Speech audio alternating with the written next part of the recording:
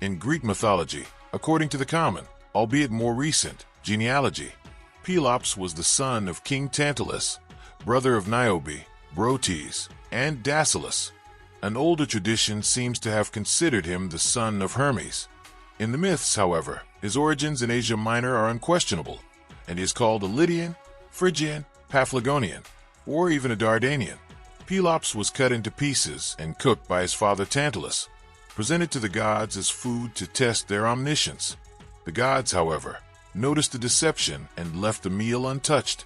Only Demeter, who was not quite in her right mind due to grief for her daughter Persephone, ate a shoulder. Zeus then ordered Hermes to put the pieces back into the cauldron, from which Clotho then drew the boy forth in renewed beauty. Demeter replaced the missing shoulder with an ivory one, which is why all of Pelops's descendants, the Pelopids, have a white mark on their shoulder as a hereditary symbol of their lineage. Tantalus was banished to Tartarus as punishment, and they're subjected to the proverbial Tantalus torments. The Greek poet Pindar, however, recounts that the true background of the events was simply that Poseidon had abducted his favorite Pelops to Olympus, which is why the supposed veracity of the gods should only be understood as a malicious lie by jealous neighbors. Having grown into a handsome youth, Pelops came to Pisa in Elis as a suitor of Hippodamia, the daughter of King Oenomaus. Oenomaus had already defeated many of his daughter's suitors in chariot races and then killed them, or, according to another version, stabbed them in the back during the race. However, with the help of the horses given to him by Poseidon, whose lover he was said to have been for a time, or through the treachery of Myrtilus, Oenomaus's charioteer, Pelops won the victory, and thus also the hand of Hippodamia. When Myrtilus demanded the agreed reward for his betrayal, Pelops threw him into the sea near Gereistus on Euboea. As he died, Myrtilus cursed his murderer and all his descendants, and this outrage is the origin of the curse that henceforth rested on Pelops's house. According to a well-known legendary tradition, this curse continued in his two sons Atreus and Thyestes, who were bound by mutual hatred throughout their lives. It was passed on to his grandsons Agamemnon and Aegisthus, and was only ended by Agamemnon's son Orestes, who, however, first killed his mother. Through the murder of Oenomaus, Pelops became king of Pisa, and the Peloponnese is named after him. The Theban cycle tells of 3 successive generations of the Oedipus family. King Laius of Thebes, a great-grandson of Cadmus, once abused the hospitality of King Pelops by abducting his son Chrysippus. For this, he was cursed by Pelops and, according to some traditions, by Hera. The oracle warned him against fathering a son with Jocasta, saying that the son would kill his father and marry his mother. Oedipus grew up in Corinth, unaware of his origins. In Phocis, on the road from Delphi, Oedipus encountered a chariot at a fork in the road to Daulis. Oedipus himself described the events as follows. The chariot's herald forced him off the path, whereupon Oedipus struck the charioteer and finally, after an attack by King Laius, struck him and his servants with even greater force, killing them all.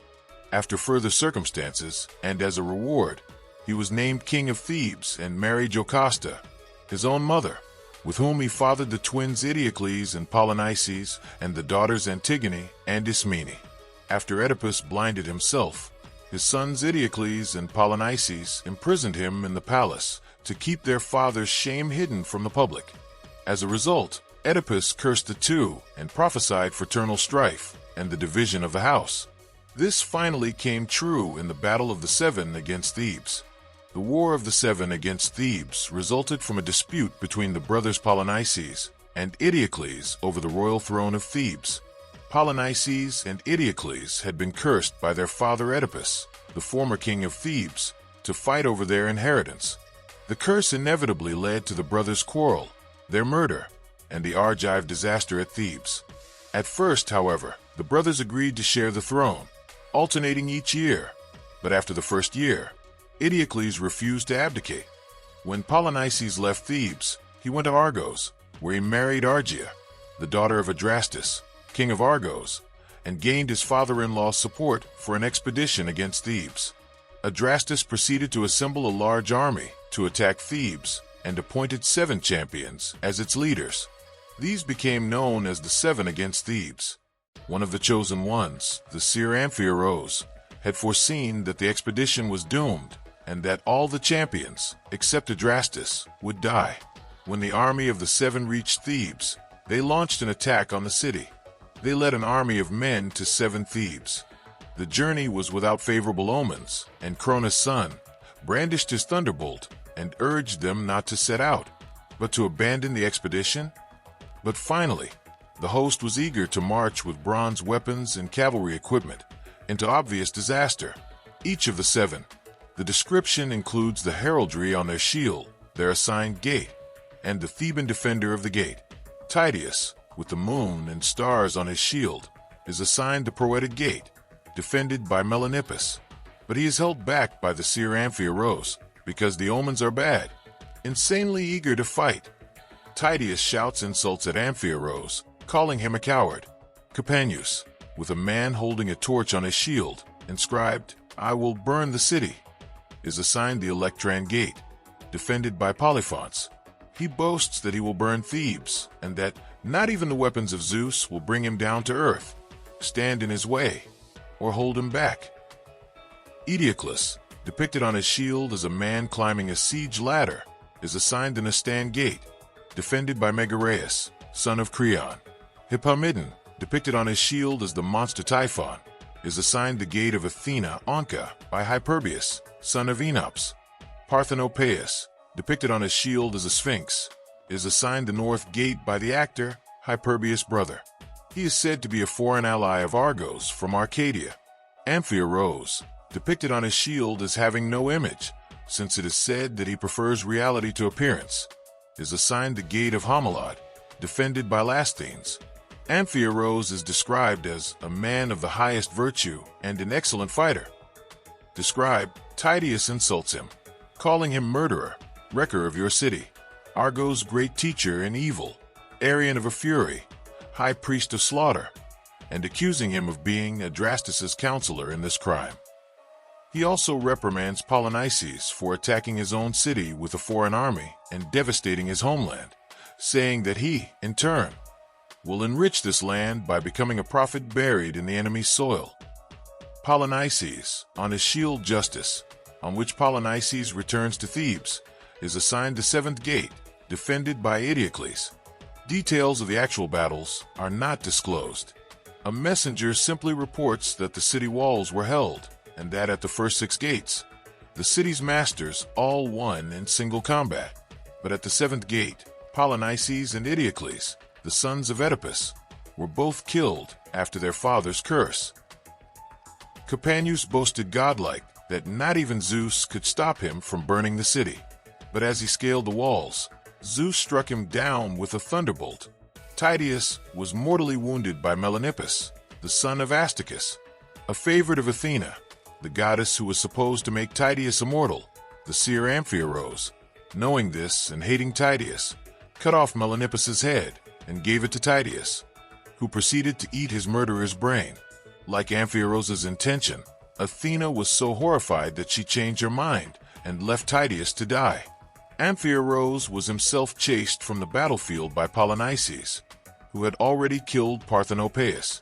As Amphiorose was about to be killed by Polynices' spear in the back, Zeus intervened, causing the earth to open and swallow Amphiorose, along with his chariot and charioteer.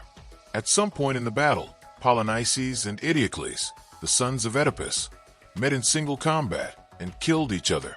All 7 perished except Adrastus, who escaped, carried from the battlefield by his divine horse, Arion. In Theban myth, 10 years after their father's failed attempt, the Epigones marched against Thebes, destroyed it, and killed Oedipus' son and successor, Laodamas. 10 years after the story of their fathers, to avenge their deaths, the Epigones resumed the war against Thebes, led by Alcmaeon or Adrasto. They began by plundering the villages within the city and provoking the intervention of the Thebans, who were defeated under the leadership of King Laodamas.